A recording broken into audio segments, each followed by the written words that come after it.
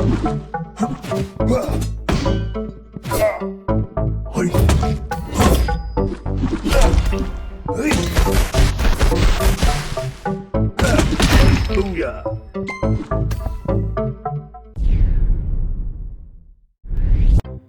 guys, welcome to my video and my YouTube channel. Today we're going to talk about some pretty cool stuff like the new Unarmed Combat and some badass looking UI stuff. And I will also go into some more detail about how I created the new lightning slime enemy. A lot of cool things to talk about, so sit back, grab a cup of coffee and some popcorn and let's begin. Alright, this is the new Unarmed Combat system. It works the same as the weapon combat system. He's just playing some random attack animations, switching between the left and the right hand. And then I had a sound effect asset pack lying around with some pretty cool punching sounds. So it just feels really good to punch these rats and slimes in the face.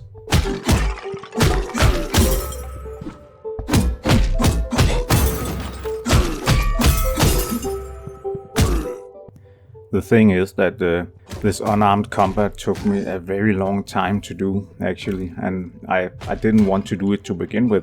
I actually just wanted to have him being able to de-equip his weapons, so I could do things like maybe he could run faster when he was unarmed, maybe he could climb walls and, open up some more movement abilities. But it just felt a little weird that you couldn't attack anything. So I created 2 attack animations and threw it in there. Well, of course I just didn't throw it in there because it created a shit ton of problems with the weapons and the shield and the gloves and everything. All of a sudden I had to tell the game every state that he could be in. Maybe he only had a shield, so should he be armed or should he be unarmed, or should the shield be in his hand or should it be on his back? It's just the same with the sword. Should it be on his back or should it be in his hand? So it took me a really long time to figure out how to put in all these branches to tell when the weapon was on his back and when it was in his hands, things like that. And besides that, I also need to tell the game that when he was armed and when he was unarmed, and all this had to be put into the save system, so it kind of remembers where his weapons and shields are when he go through a door. That also meant that I had to split up the sword and the shield. Before they were just kind of one system, where he was always in the shield and sword pose. But now when he only has a shield, if that's the first thing he picks up, then the shield goes to his back and then he can still punch. And then when he blocks, the shield comes out, and when he stops blocking, the shield goes back on his back again. But again, it raises the question if I want to do some, unarmed shield combat, which means I need to make new animations for when he only uses a shield, so he can attack with a shield. And on top of that, I also had to disable his sword abilities when he was unarmed, so he couldn't throw the axe and he couldn't do the spin attack when he was unarmed. It also means, of course, that I need to make some unarmed combat abilities like he has with the sword.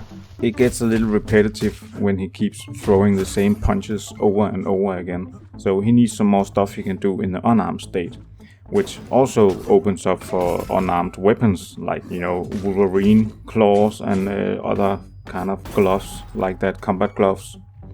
So I kind of opened up a whole new can of worms just by trying this out. And I usually don't like fist weapons in games, and I didn't want to do this to begin with. I just wanted him to be able to run around with no weapons. So I need to figure out how far I'm going to take this.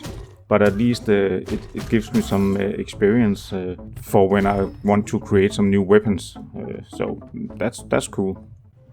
Okay, so another cool thing I've created is the kind of achievement pop-ups and upgrade pop-ups, which means that every time you pick up a new upgrade, a new UI will smash into the screen and with a cool sound and let you know that you have achieved something cool.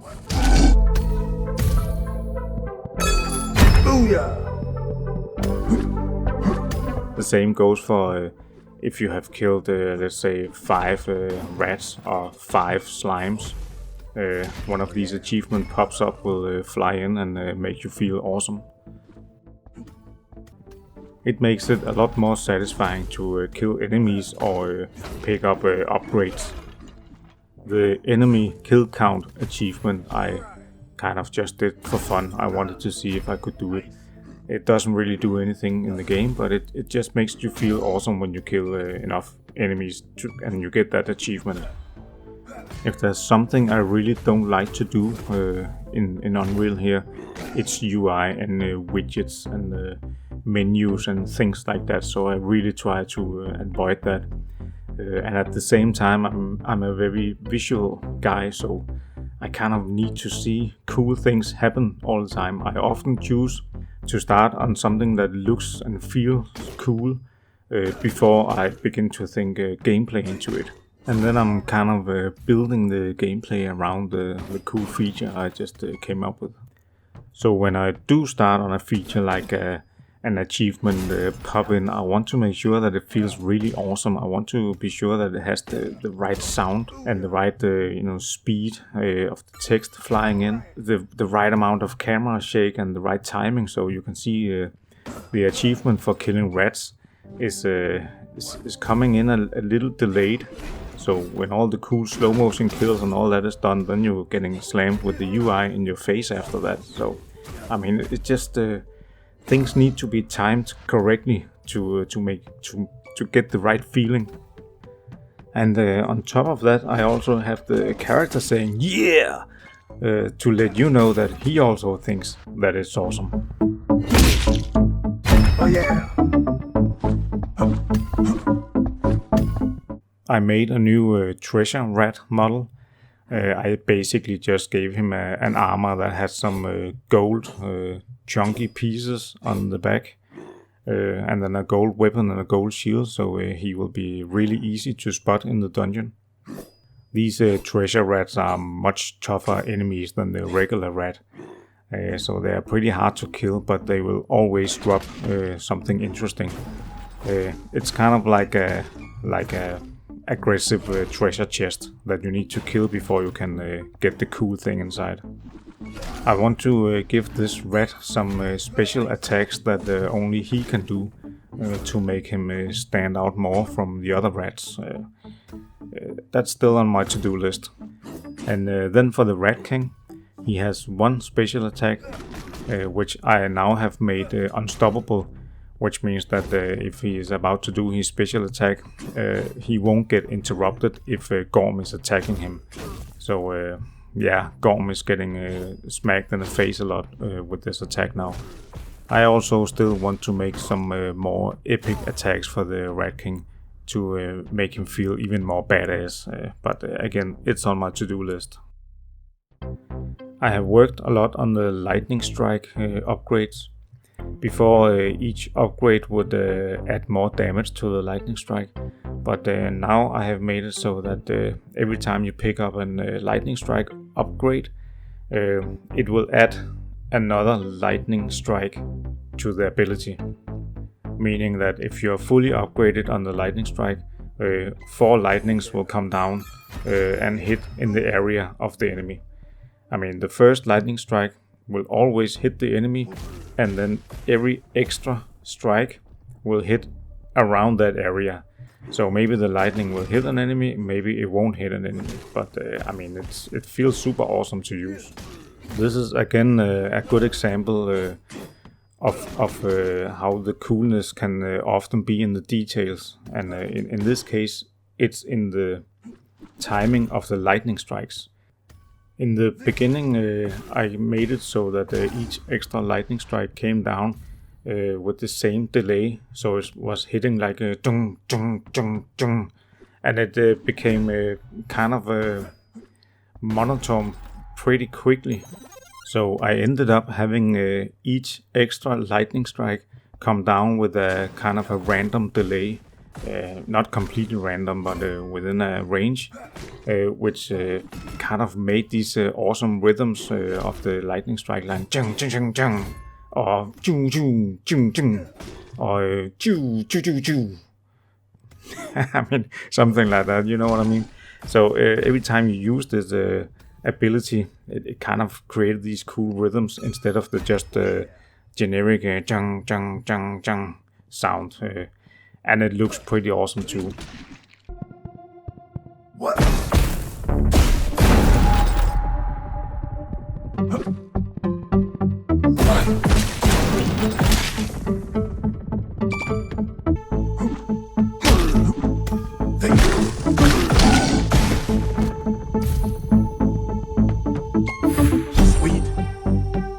I mean, I see a lot of indie games which are not really giving enough love and care to these details.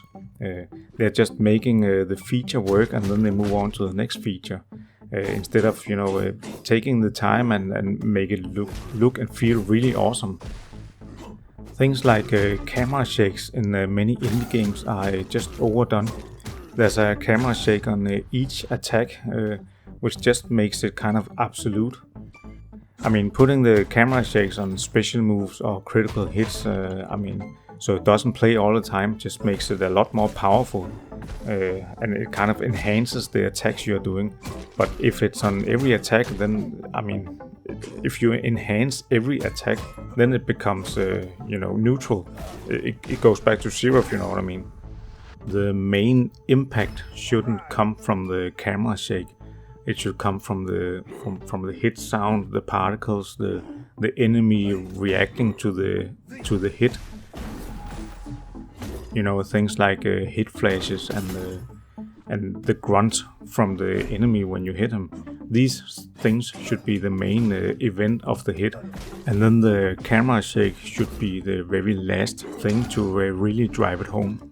And this is just an example with the camera shake, but it kind of goes with many features. Even things like jumping are often very floaty and kind of feels a bit odd. I do understand that not everyone has access to awesome animations or just awesome assets and sound and things like that, but everyone can take a number like the gravity or the jump force. It's just a number, put in the correct number and make it feel great, instead of just kind of using the default numbers or the first number you type in. Everyone can tweak parameters and everyone can make it feel good if they just took the time and did it. Yeah, I'm sorry for the little rant here. I just get kind of frustrated when I see something really good. That just could have been so much better if they took the time to put in the right settings. You know what I mean? I have also spent some time on the Gravestone ability. Before, the Gravestone also hit Mr. Bones when it was exploding, but I fixed that now, so no one on the player team gets hit by the Gravestone when it explodes. I also played around with the upgrades a bit, so instead of just increasing the damage, which I think is a pretty boring thing to do, now when the Gravestone are upgraded and it explodes, it leaves behind a small burning area. It looks a little like fire, and it works like fire. I'm not sure I really like it, but that's how it is for now. I really try to avoid making upgrades that just increases the damage all the time or the radius. I really like when your upgrades are doing something different to your ability, like secondary effects, or even at some point with the Gravestone, I had a fully upgraded Gravestone spawn a skeleton that would help you when it exploded. But the problem was that you could end up having 2 or 3 skeletons homies at once, and you would quickly become super overpowered. So I removed that, but it's an interesting idea that I like. I have improved the ground pound ability. Before, when you used it, he just instantly shot down to the ground, and some crystal spikes came up and damaged the enemies in the area. Now, when you use the ability, he kind of stays for half a second in the air and rolling around like Sonic the Hedgehog, and then slamming down to the ground. And instead of crystals coming up from the ground, I have some swords coming up from the ground, to kind of indicate that it's a sword ability he's using. I wanted to get away from it looking like a magic attack, so I made swords coming out. Okay, let's talk about the new enemy. It's a slime enemy, but it's lightning enhanced, which means it has lightning powers and it deals out lightning damage. Right now I don't have any lightning damage system, but I will in the future.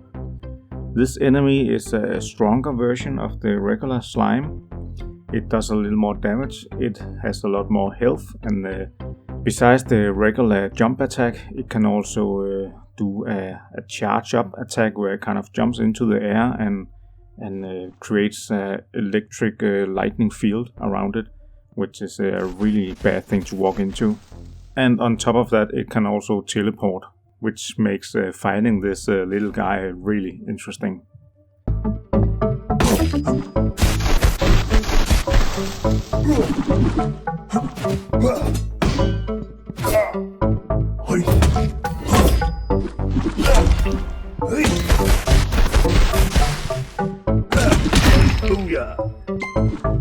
When it comes to enemy difficulties, I really don't like to just amp up the health and the damage on the enemies. If I want a harder enemy, I want you to be able to see that it's a harder enemy.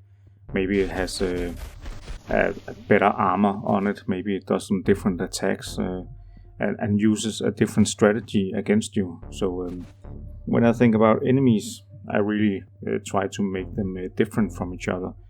Not only in the looks, but also in the way they behave. Again, this new enemy is a pretty big milestone for me. Since I started this project, I has been really afraid of creating enemies and AI. It took me a very long time before I even started working on the first enemy in the game, because I've always heard that making AI is one of the most difficult things to do in games, and often in games it's kind of odd the way the enemies are behaving, so I kind of didn't want to start on that, but I had to do it. I mean, when it comes down to it, it's really not that difficult to understand how AI works. I mean, you just give the enemy some options it can do, like for example, it can run, it can jump, it can walk, and it can attack. Maybe it can move away from the player, and then you just set up the rules that tells the enemy when the different options are available to it. And the way that it works in this game is that the slime is just walking around, picking a random spot close by and walking to that spot. When it gets to the spot, it stops for a few seconds, and then it picks another spot, and then it walks to that spot. That's the basic walk movement. When the slime sees or hears the player, it goes into a chase mode, where it kind of speeds up and kind of goes in the direction of the player. When it's in the chase mode, it will shoot out some lines to measure the distance to the player, and when the slime is within a certain distance to the player, it can attack. And when it attacks, it has a 50% chance to do a regular jump attack and a 50% chance to do a special ability. If it chooses to do a special ability, it can do the charge up attack where it jumps up into the air and making the electrical field, or it can do the teleport. And again, this is just decided by a percentage. So there's a 25% chance that it will do the lightning charge attack, and there's a 75% chance that it will do the teleport. That's basically how it works. I mean, it's not more difficult than that, and that's more than enough to make a really interesting enemy. You just have to come up with some interesting things that the enemy can do. It's the things that the enemy can do that is making the enemy interesting. And then of course there's all the small details that really make it fun to play against. Like for example putting in a delay after each attack, so the enemy doesn't attack constantly when it's within the range. So for the lightning enemy I have a second delay after each attack before it can attack again. It's kind of an attack cooldown. I also put in a small delay after the teleport ability, so that the enemy wouldn't just teleport and then instantly attack you when it arrived. So the player kind of needs to have a chance to see what's going on. Otherwise it feels like the enemies are cheating or are too difficult. And now that the red enemies also have a red king to rule over them, it is only fair that the slime enemies also get their own slime king, so that they also have a leader to take orders from. So I made a slime boss character, which is it's basically the lightning slime. It's just scaled up a bit, has more health and do more damage, which is what I didn't want to do, but in this case it's okay. When it dies, it will spawn 4 lightning slimes, which really create some cool chaos, I think. Having 4 teleporting lightning slimes fight you at once is really a sight to behold, but it's also super confusing and fun, but I'm not sure if this is the right direction. I want to go with the Slime King, but for now it's fun, and as long as it's fun, I'll take it. And then I have made a lot of small fixes, which is also pretty cool. Like I had the problem with the ground pound, sometimes playing twice. That is now fixed. I also had problems with the enemies hitting behind sometimes for no reason, and it turned out that the enemies were kind of rotating back and forth super fast, so you don't notice it, but enough so it would hit with the weapon on the other side. So I ended up reworking a lot of the enemy behavior and how the attack and health system works. That means that the enemies won't instantly turn around while they are attacking like they used to do.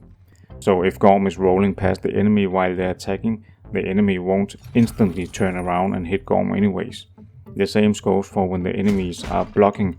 They will stay in that block pose and direction until they are finished blocking, which gives Gorm time to roll past the enemy and hit the blocking enemy in the back, which is exactly what I wanted to begin with. I just couldn't figure out how to do it. When that is said, I still have 2 very big bugs I just have no idea how to fix. One of those bugs are the enemies. I can't get them to use the run backwards cycle when they are strafing, when they're in combat.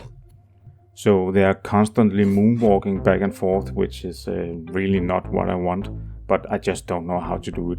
I know it has something to do with the animation blueprint, that it needs a direction and the blend space that goes into minus where the run backward animation is. I don't know. I've tried looking up different tutorials and I just can't get it to work for some reason. And another thing is the floating Gorm, because the character capsule collider is a capsule. It gives me some problems when he's jumping, and the capsule is kind of sliding all the way on the edge up to the platform, which means that the game never really registers that he has landed.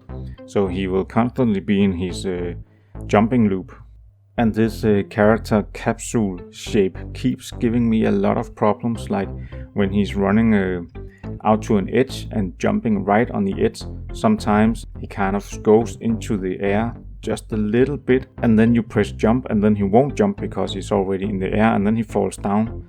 The same as if he jumps straight up onto an edge of a platform, he kind of gets pushed away. It depends on how the edge hits the capsule when he's jumping. which way he will be flying. So yeah, this capsule shape gives me a lot of problems, and I wish I could just make it into a cube, which would solve a lot of these problems, but Unreal for some reason don't have a cube capsule collider for the characters, and you can't just change the shape. So I don't really know what to do about this. I have tried making my own box colliders and use that as collision, but that just doesn't work. He'll just fall through the floor all the time. So if anyone has any suggestions on how to fix these problems, I would be very happy to listen. And speaking of help, you guys have been pretty awesome in giving me suggestions on how to solve some of my problems, and some of it has worked, which is super awesome, and I'm really excited to have a great community that are willing to help me out when I have some problems. So thank you very much, guys. Alright, that's all for now. Thank you very much for watching, and see you next time.